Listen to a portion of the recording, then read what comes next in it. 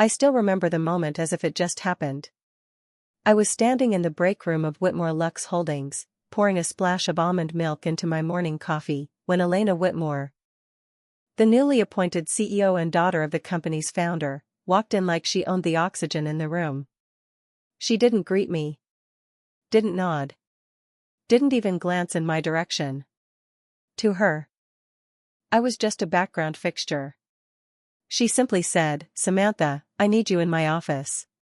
Now." It wasn't a question. I had been with Whitmore Lux for 12 years, longer than most of the executives on the top floor. I started in client services when the company had just 3 boutique properties. I helped them expand into Europe, crafted loyalty programs from scratch, and negotiated exclusive resort partnerships across Asia. Some of the biggest deals in our portfolio? My name was on every one of them. But none of that mattered to Elena. She had walked into power 2 weeks ago like it was a catwalk runway. Privileged, untouchable, and hell-bent on proving herself. She didn't work for this company. She inherited it. I followed her up the glass staircase, heels clicking a beat behind hers, trying to ignore the growing tightness in my chest. Something was wrong. I could feel it. She didn't invite me to sit when we arrived. She didn't sit, either. "You're being let go, effective immediately," she said flatly, without even making eye contact. I blinked. "Excuse me?" She slid a manila folder across her desk like she was handing me a napkin. "We're restructuring. We need fresh ideas. New energy. You've been a bit too comfortable here." There was no malice in her voice. That would have required emotion. Elena was a glacier, beautiful, silent, and dangerous. I stood there in stunned silence. Not angry. Not yet. Just hollow. 12 years of building, training, surviving layoffs, skipping holidays, answering midnight calls during hurricanes and hotel crises, and I was being discarded like last season's decor? I stared at her for a moment, then slowly reached for the folder. Inside, a generic HR form. Severance packet. NDAs. The usual. I swallowed down everything I wanted to scream and instead offered her a smile. A calm, deliberate, practiced smile. "Understood," I said softly. "I hope your day gets better." And I walked out. As I passed the client strategy bullpen, a few teammates stood, confused. My assistant, Molly, looked up from her desk, concern etched across her face. I gave her the smallest shake of my head. "Don't say anything. Don't make this harder." Back at my desk, I began packing my things in silence. A coffee mug from Tokyo. A thank you card from a Greek resort owner. A framed photo of my team from the Bali project. 12 years, reduced to a single box. By the time I stepped into the elevator, my heart was pounding. Not with rage. Not even sadness. With confusion. Why now?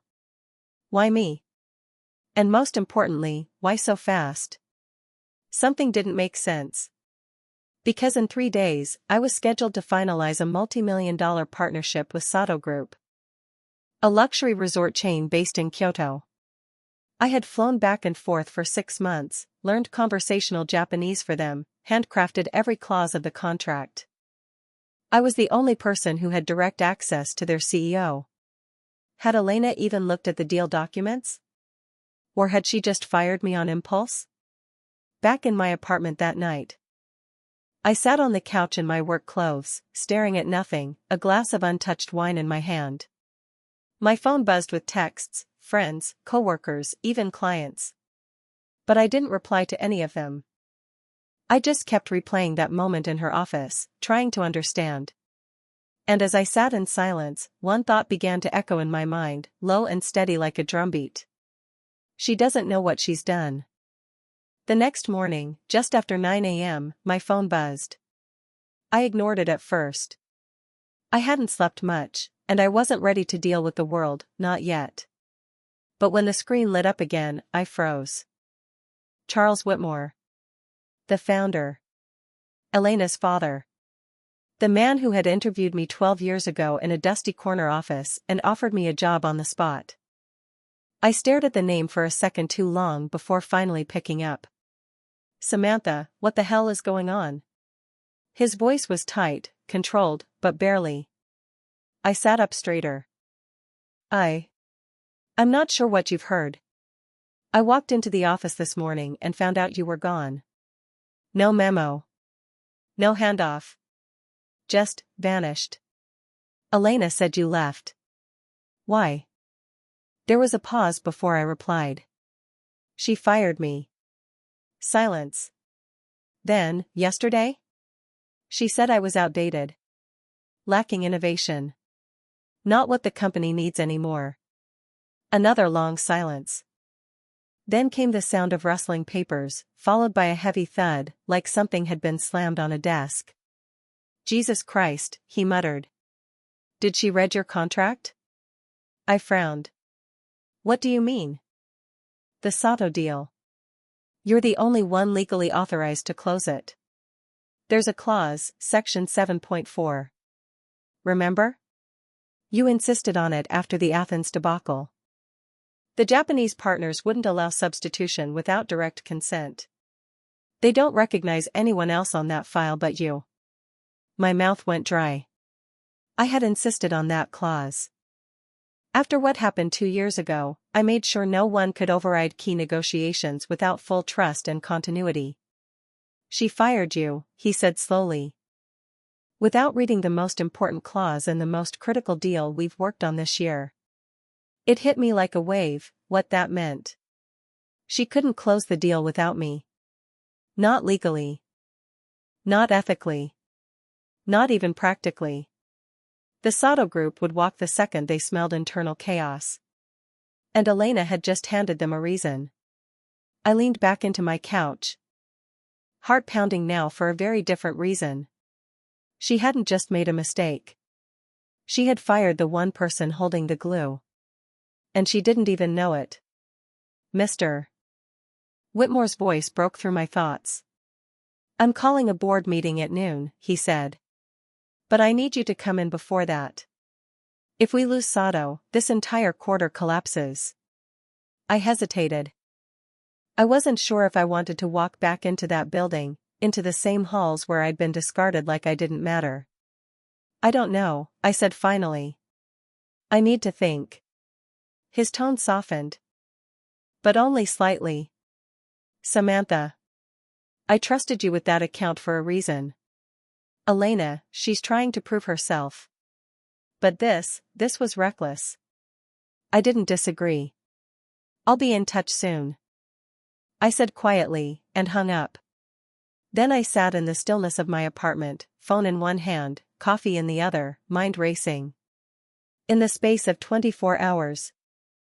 I had gone from forgotten veteran to the one person who could save the company from implosion. And yet, as I stared out the window, I didn't feel triumphant. Not yet. Because this wasn't about revenge. It was about respect. About being seen. And about how quickly some people forget who built the ladder they're now standing on. I wasn't sure what my next move would be.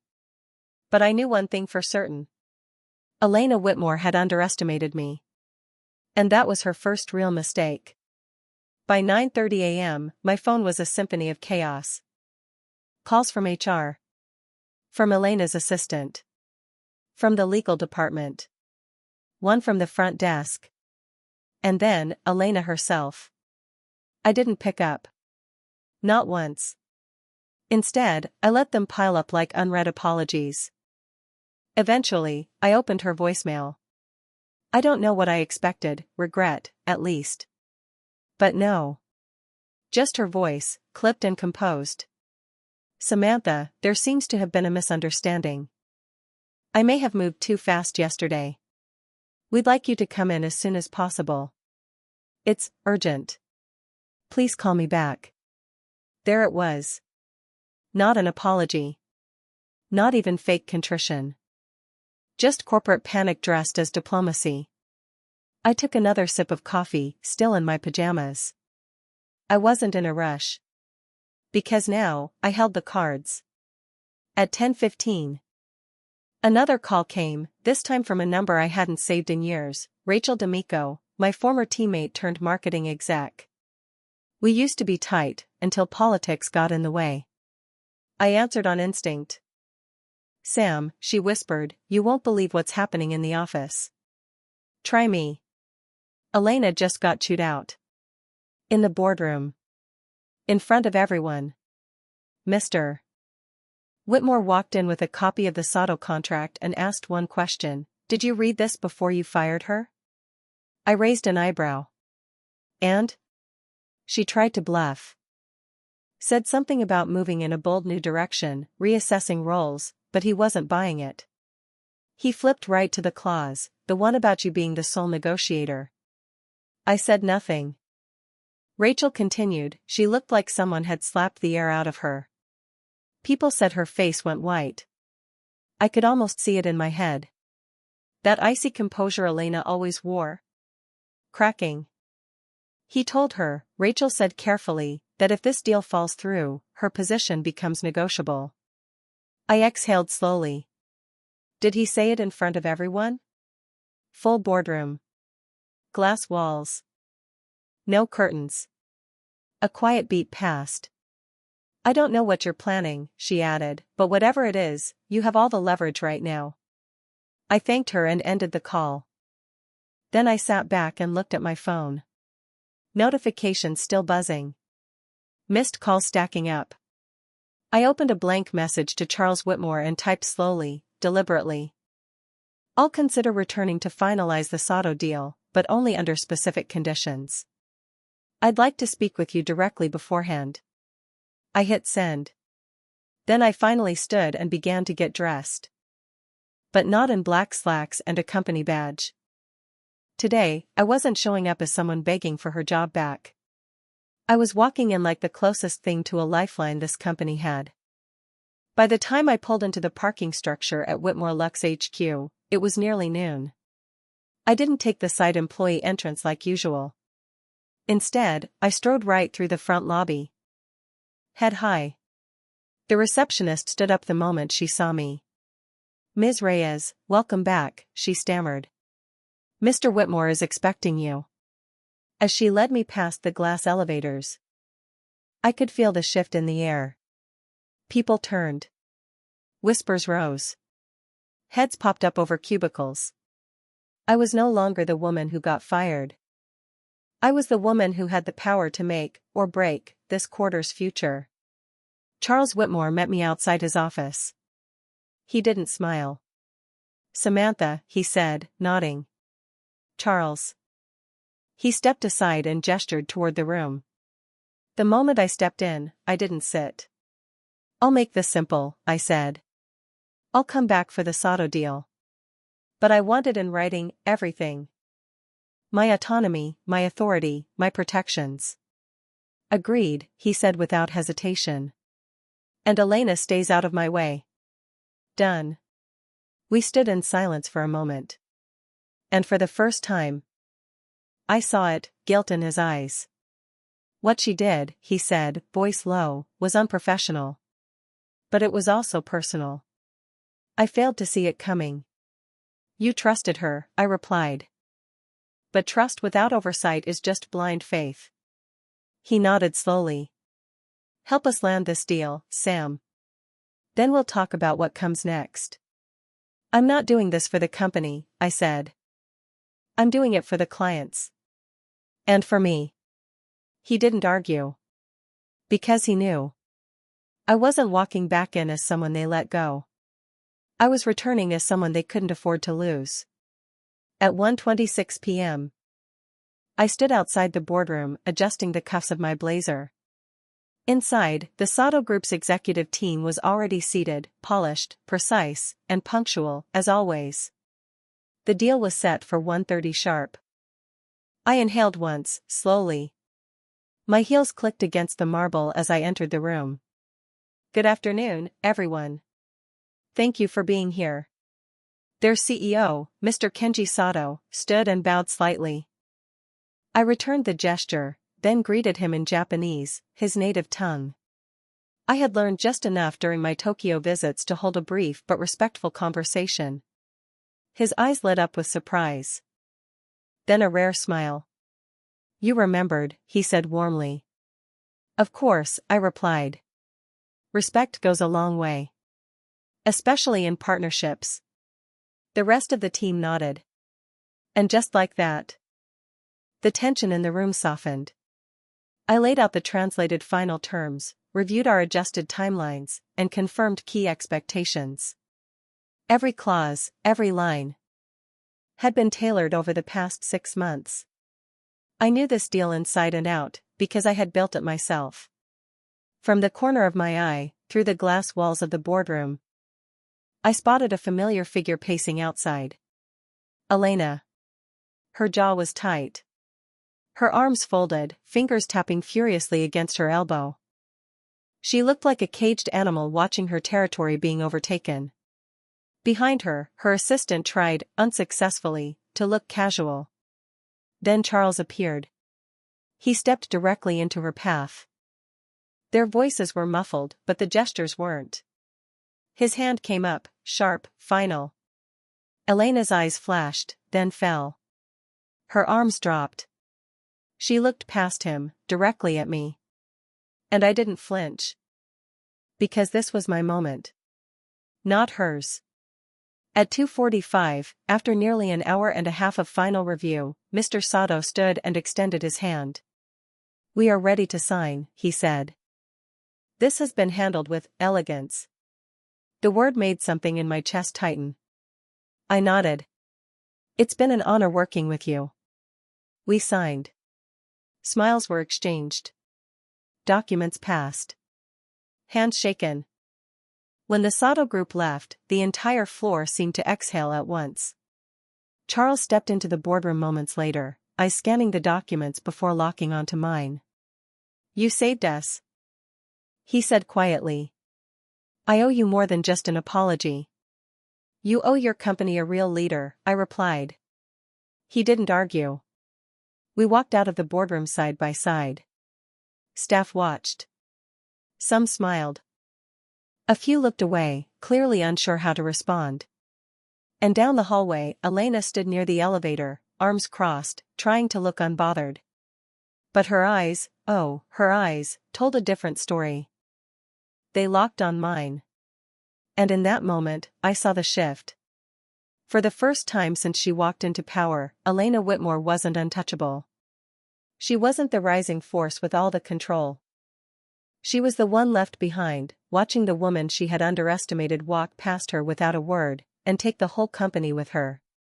For a brief moment, it felt like the storm had passed. The Sato deal was signed, celebrated, and posted on every internal bulletin. My inbox overflowed with muted congratulations, from executives who had kept silent the day I was fired. Now sending me polite emojis and thinly veiled praise. But I'd been in corporate long enough to know, when power is threatened, it doesn't vanish. It hides. And waits. The first sign came quietly. My travel reimbursement for the Sato final meeting, usually processed within 72 hours, was delayed due to incomplete documentation. Which was strange, because I had double-checked every receipt. Twice. Then came the client summary files I'd submitted for the Q4 review. They were returned unreadable. I reopened the PDFs, perfectly formatted. When I asked IT, they claimed the files had errors during transfer. By week's end, a Japanese client liaison reached out directly. "Just confirming," the email read, "you meant to list our timeline as 6 weeks. Not 6 months, right?" My stomach sank. Attached to the message was a forwarded email. Supposedly from me. But it wasn't. The wording, the tone, it was off. The formatting was wrong. And worst of all, it contained inaccurate terms. I called him immediately, clarified everything, and apologized for the confusion. Thankfully, the relationship held. But the seed had been planted. Doubt. After the call, I sat in silence at my desk, rereading the false email over and over. The message wasn't sent from my usual device, but it bore my digital signature. I walked down to IT. Requested the server log. Their response? We're looking into it. That's when I knew. This wasn't a glitch. This was a campaign. Let's not pretend, Elena was behind this. She couldn't fire me again, at least not directly. But she could do something far more insidious, undermine me. Make me look unstable. Incompetent. Disorganized. Chip away at my credibility until people started to question whether my pseudo success had been a fluke. And if that worked? They wouldn't need a reason to push me out. Just a quiet suggestion that I wasn't a good fit. It was textbook sabotage. And I had seen it before. Back when I was 22, fresh out of college and working under a director named Cheryl. She had done the same thing to a woman named Fatima, cut her out of projects, rerouted emails, then accused her of being distracted and overextended. Fatima left quietly. Cheryl got promoted. I was young then. I didn't speak up. But I remembered. So this time I wasn't going to play dead. I started documenting everything.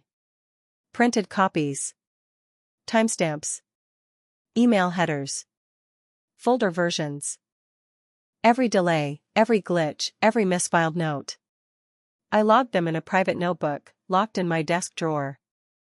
I emailed myself a backup.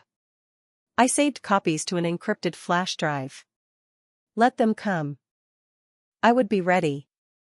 One night, as I was leaving the office late, again, I passed the small conference room near HR. The door was half open. I heard a voice. Elena's. Too loud to be confidential. She's unstable, she said. Since she came back, she's been erratic. Over-involved. I'm concerned. My steps froze. Another voice responded. Male. I didn't recognize it. But she landed Sato. She got lucky, Elena snapped. We can't build a strategy on luck. We need consistency. I think it's time we start succession planning for client strategy. I stood there, frozen. Not in fear. But in cold, clean clarity. She wasn't done. She was rebuilding the weapon. She couldn't erase the win. So she'd try to poison what came next. It was war now. But she didn't realize, I had already been here. And this time I wasn't afraid to fight. It started with a calendar invite marked confidential, internal audit review. No subject. No context. Just a meeting room number on the 9th floor, normally used for storage or overflow files. That alone told me everything I needed to know. The company was officially investigating. When I walked in, the room had been transformed into what looked like a war zone of spreadsheets, network logs, and printed email trails. 3 people sat at the table, a man in his early 40s with calm eyes. 2 analysts silently sifting through paper stacks. The man stood. Lily Reyes? I nodded. I go by Sam. David Kwan. Internal Systems Compliance Lead. Thanks for coming. I sat across from him. The room quiet except for the low hum of a server unit in the corner. He didn't waste time. We're looking into a pattern of document mismanagement, credential misuse, and unusual access activity on the shared terminals near the 3rd floor break room. I stayed silent. He clicked on his screen and turned it toward me. A familiar email appeared, the one sent to the Japanese liaison with the false information. We've traced the origin of this message, David said. It was sent from a shared machine. The credentials were entered manually. I leaned forward. Manually? He nodded. That means someone typed in your password. Not remote access. Not phishing. Physical input. So someone copied my login credentials, I said. Yes. Most likely when you were away from your desk. We checked your access logs. it doesn't match your device usage. And we found similar anomalies in 2 other emails and 1 document revision, all within the last 9 days. My heart pounded. Were they all tied to my account? Yes. He hesitated. But we also traced an unusual pattern linked to another login, Elena Whitmore's assistant. Her credentials were used to access restricted folders immediately after those false documents were uploaded. My fingers curled slightly around the chair's edge. David continued, "We're not accusing anyone. Not yet. But this is a coordinated sequence. Not random errors. Not system glitches." I studied him. He wasn't bluffing. And he wasn't here to play politics. Mr. Whitmore has requested that all findings be presented directly to him. No summaries. No edits. Full transparency. My jaw tightened. Then I'll be there. David looked surprised. "You're not required to attend." "I know," I said quietly. "That's why I want to be there." He nodded once. Respectfully. After the meeting, I walked down the hall slowly. Passing the elevator, ignoring the stares from staff who suddenly found their shoes interesting when I walked by. This wasn't just about me anymore. It was about how Elena operated. How many people had she quietly ruined, discredited, or pushed out just because they weren't afraid to challenge her? Faces flashed in my memory. Old teammates. Managers who had moved on. Women who had trained Elena herself when she was still an intern. So many exits. So few reasons. Now it all made sense. She didn't just climb the ladder, she kicked people off it. That night, I stayed at the office late again. Everyone else had gone home. The halls were silent. I sat alone in the boardroom overlooking the skyline. 12 years ago. I had walked into this company with nothing but a folder of ideas and a new pair of shoes I couldn't afford. And now, here I was, preparing for a showdown. Not because I wanted to destroy someone, but because someone had underestimated the wrong woman. A voice interrupted my thoughts. "You're still here." I turned. Charles Whitmore stood in the doorway, tired eyes and a folder in hand. "I could ask you the same," I replied. He stepped in, placed the folder on the table. "Your revised contract. With everything we agreed on, autonomy, protections, SATO oversight." I opened it. The language was airtight. "I've also started an internal audit," he added. "Too many things have been misplaced lately." I looked up sharply. He met my gaze. "I'm not blind, Sam. I know Elena's not finished." "Then why haven't you stopped her?" I asked. He paused. The room felt heavier. "Because," he said softly, "I needed to see how far she'd go." He looked more like a father than a CEO in that moment. Worn. Regretful. "I don't need protection," I told him. "I need a decision." He didn't reply. But I could see it in his face. The storm wasn't over. But this time, I had the map, the lightning rod, and the proof. And she? She only had fear. The executive boardroom was cold that morning. Not in temperature, just in energy. The kind of chill that comes from people knowing something big is about to break. I arrived 10 minutes early, wearing a charcoal blazer, no jewelry, no perfume. Just quiet confidence. My revised contract was in my bag. My evidence, neatly tabbed. My voice, calm. Controlled. Charles Whitmore stood by the window, hands clasped behind his back. Staring out over the skyline like a man waiting for a storm. David Kwan entered next, followed by 2 compliance officers. Then, 10 minutes late. As if she owned the concept of time itself, Elena Whitmore walked in. Phone in hand. Hair perfect. Expression? Smug.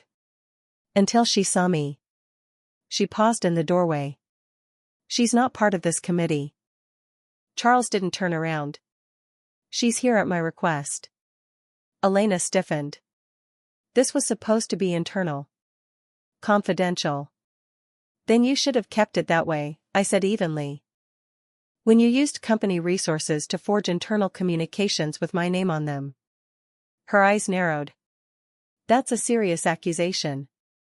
I brought serious evidence. David nodded at me. Then turned to his laptop. Let's begin. He displayed a timeline on the screen. Every unauthorized login. Every altered file. Each entry matched with server logs, access IDs, and timestamps. He pointed out how all the anomalies originated from shared terminals, always near Elena's assistant's workstation. Always tied to my credentials. We also traced usage of MS. Whitmore's executive login in close proximity to these events, he added. Elena crossed her arms. That proves nothing. Anyone can access a shared machine. But not everyone can replicate an employee's signature format, David replied coolly. And not everyone has the motive. I watched her composure start to fray. You're reaching, she said sharply. This is paranoia. She's bitter about being let go. I turned toward her, voice low but steady. You didn't let me go, Elena. You sabotaged me. Then you nearly cost this company the biggest deal it's signed in 5 years. She looked away. Charles finally turned from the window. His face was unreadable. I gave you a chance, he said softly. More than one. But instead of leading, you undermined. Instead of building trust, you destroyed it. She shook her head. No, that's not what this is. You're just threatened because. No. Charles cut in, voice sharper now. I'm disappointed. Deeply. The silence that followed felt like glass cracking under pressure. Then he straightened his shoulders. Effective immediately. He said, you are suspended from all company operations pending full board review. Your access will be revoked by noon. Elena's mouth opened, but no sound came. She looked at me then, not with rage this time. With disbelief. Like she had just realized none of her tricks would work here. Not in this room. Not anymore. She turned and walked out. The door clicked shut behind her. No one said a word for several seconds. Then Charles exhaled, like he'd been holding his breath for months. He sank into a chair. I failed her, he said quietly. As a leader. Maybe as a father. You can't lead someone who refuses to grow, I replied. But you can still lead this company. His eyes met mine. And for the first time since all of this began, I saw something I hadn't seen in a while. Relief. But more importantly, respect. I stood. This time, no one stopped me. No one questioned why I was there. Because now, everyone knew. I didn't just survive Elena's sabotage. I dismantled it, piece by piece. With facts. With poise. With the kind of power you don't inherit from a last name. But earn with every late night, every quiet save, and every time you choose integrity over ego. 2 weeks had passed since that boardroom confrontation. But its echo lingered in every hallway, every whisper near the espresso machine. Every cautious glance when I passed through the open office floor. Elena hadn't returned. The announcement was short. Sterile. Ms. Whitmore will be pursuing opportunities outside the company. No mention of suspension. No word about the audit. No drama, just a quiet erasure, like she'd never existed beyond her title.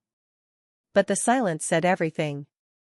And so did the way people looked at me now, not with pity, not even with awe, but with something I hadn't felt in years inside these walls. Recognition. I was in my temporary new office, bare. Still under renovation, when Charles called me in. The door closed gently behind me. He gestured to a seat, then slid a folder across the table. Inside, a formal offer. Executive Director of Global Client Strategy. An executive role. A seat at the leadership table. Direct reporting to the board. Full authority to restructure and rebuild. I looked up. I didn't ask for this. I know, he said. That's why you deserve it. I exhaled. I'll accept, I said carefully, but on one condition. He raised an eyebrow. Which is? I don't want to just hold a title. I want a voice. I want the power to rebuild this place the right way, from inside out. No more glass ceilings. No more retaliation games. No more fear. His expression softened. Then you're exactly the kind of leader we need. That night, as I stood alone in my new office, I stared at the blank nameplate outside the door. 12 years ago. I walked into this building wondering if anyone would ever notice what I did. Now they couldn't ignore it. But this win, this moment, wasn't about revenge anymore. It was about restoration.